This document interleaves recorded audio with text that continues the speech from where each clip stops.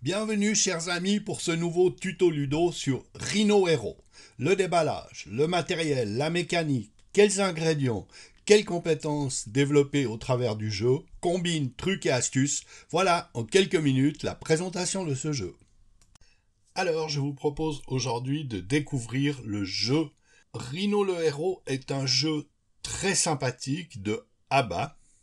La boîte est colorée et elle contient divers types de cartes, principalement des murs, et nous allons trouver aussi ce qu'ils appellent des toits, ou on pourrait dire aussi des planchers, qui ont différents petits signaux au coin. Nous verrons ensuite à quoi ils servent. Ce jeu est très sympa, et voilà le petit rhinocéros qu'il va falloir déplacer d'étage en étage. Ça, c'est le but du jeu. C'est chouette. Rhino est de nouveau en tournée. Le super héros escalade les plus grandes maisons et surveille escrocs et malfaiteurs. Alors, quand on reprend la boîte, vous avez la présentation du jeu qui se joue de 5 à 99 ans, de 2 à 5 joueurs, mais je vous dirais qu'il est tout à fait possible de le jouer seul. Il est tout à fait amusant, donc ne pose pas de problème pour être joué aussi en individuel. Alors, nous allons voir maintenant les pièces qui composent le jeu de manière plus spécifique. Alors, nous avons les cartes seules qui viennent au début, la forme la plus simple, et la forme la plus compétitive, puisque là, il n'y a qu'une seule muraille, et donc le bâtiment sera un peu plus compliqué à faire tenir. Puis les toits, avec à chaque fois une position de carte à respecter, de muraille à respecter. Des cartes doubles qui permettent de jouer à 2 reprises. On a donc le droit de poser 2 toits. Les cartes pause qui obligent le joueur suivant à ne pas jouer. Les cartes rhinocéros où le joueur est obligé de poser le rhinocéros, donc de le récupérer et de le poser. Les cartes changement de direction qui obligent à tourner dans un autre sens au niveau du groupe de jeu. Et les cartes plus 1 qui permettent au joueur, qui obligent le joueur de piocher un toit supplémentaire. Ce qui bien sûr rend son exercice plus difficile puisque le but du jeu est d'avoir terminé, d'avoir posé l'ensemble de ces piles toits. Donc, le but est de faire entrer Rhino dans la maison et de le faire monter progressivement un étage après l'autre à partir de la carte seule. Le but est à chaque fois de poser les cartes qui suivent selon les formes qui sont proposées sur la carte précédente. Alors, nous avons les cartes murailles que nous allons plier, qu'il faut plier correctement afin qu'elles prennent la forme du pli de la carte toit. Là, dans ce cas-là, c'est la première, donc c'est la carte seule. Puis, le joueur suivant prend une de ces cartes toit et la pose sur la muraille et il obéit à l'indication de la carte. Ici, c'est plus 2, donc cela lui permettra de poser des cartes murailles comme il le veut et ensuite de mettre un toit complémentaire. Donc, le joueur qui lance le jeu, le maître du jeu, mélange les cartes, mélange les toits.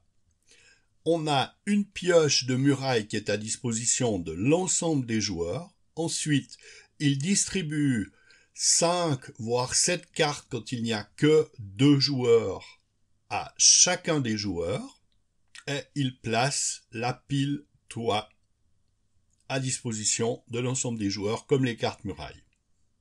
Le premier joueur plie les cartes pour démarrer le bâtiment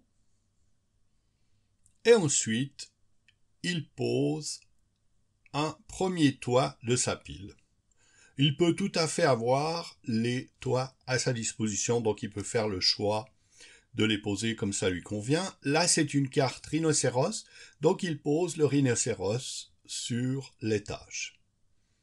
Le joueur suivant complète la pile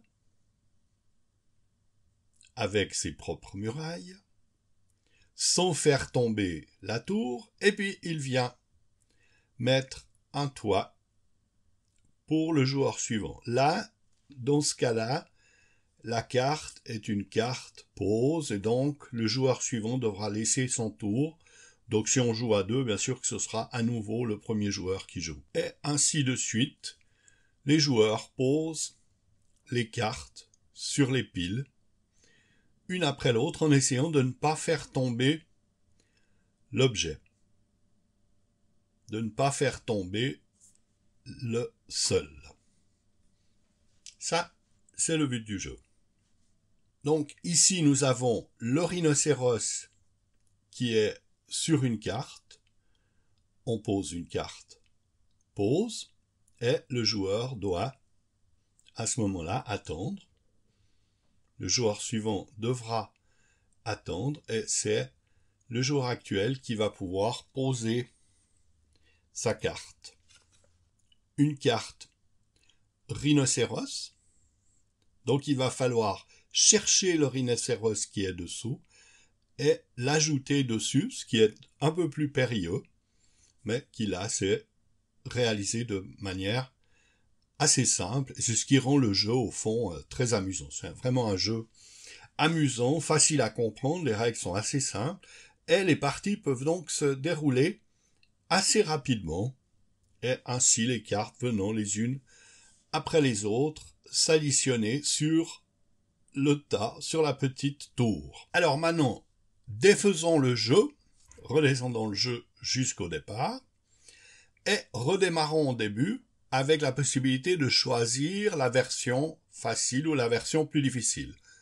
Dans ce cas, nous choisissons la version plus difficile, avec une seule carte. Bon, on voit que le jeu est adapté pour les enfants, on peut même le jouer soi-même pour des questions de dextérité, d'apprentissage de la dextérité fine ou des simples exercices. Donc c'est vrai que c'est un jeu amusant qui peut être joué rapidement, qui peut être joué plus lentement, qui peut être joué en groupe, en famille. C'est vrai qu'il peut aussi être collaboratif dans le sens qu'on peut, ça c'est dans les combines et les astuces, on peut imaginer proposer au groupe de jouer ensemble pour essayer d'aller le plus haut possible, en se mettant un peu en compétition.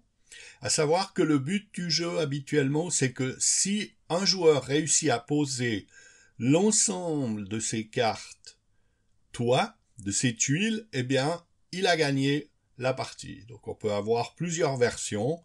Une autre version serait le fait de pouvoir arriver à poser l'ensemble des tuiles, et ainsi le groupe gagnerait parce que le groupe aurait réussi à utiliser l'ensemble des cartes. C'est un jeu assez compliqué à réaliser, mais c'est une possibilité qui s'offre dans ces parties de Super Rhino. Ce qui est des ingrédients qui composent le jeu, nous parlerons de l'équilibre, du hasard, de la compétition et aussi plus particulièrement de la surprise qui viennent donner une teinte très dynamique à ce jeu.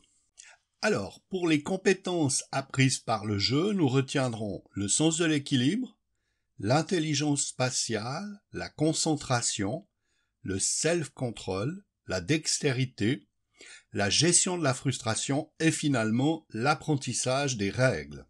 Bien sûr, de nouveau, pourquoi pas créer ce jeu à partir de cartes standards que l'on plie simplement et que l'on constitue en utilisant un dé ou une petite pièce d'un autre jeu pour faire monter le personnage sur les cartes. Donc, vous voyez qu'on peut tout à fait aussi l'adapter, en faire une version plus simple et bon marché, mais le concept et la mécanique est très sympa et c'est pour cela qu'on a pensé que c'était sympa de vous présenter ce jeu.